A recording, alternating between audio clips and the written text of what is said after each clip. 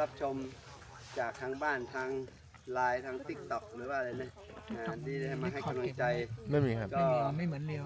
ขอบคุณทุกท่านนะเอาไปดูทบทวนหรือว่าใครที่สนใจอยากเรียน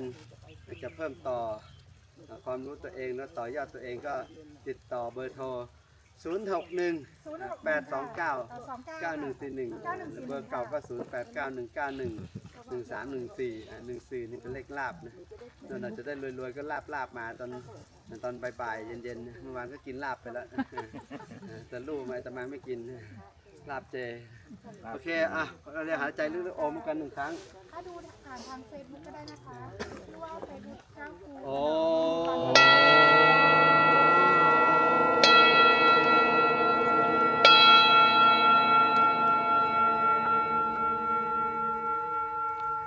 น้อมบุญที่ส่วนบุญกุศลที่เราได้ตั้งใจเรียนมาในวันนี้แผ่เมตตาคุณพ่อคุณแม่ครูบาอาจารย์ตลอดถึงกับทั้งหลายทุกมันทั้งหลาย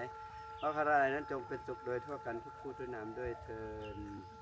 เดี๋ยวขอถ่ายรูปหมู่กันตรงนี้หน่อยนะเอาแม่อุ้ยมานั่งหน่อยนั่งข้างๆนี่ประธานนั่งนี่เลย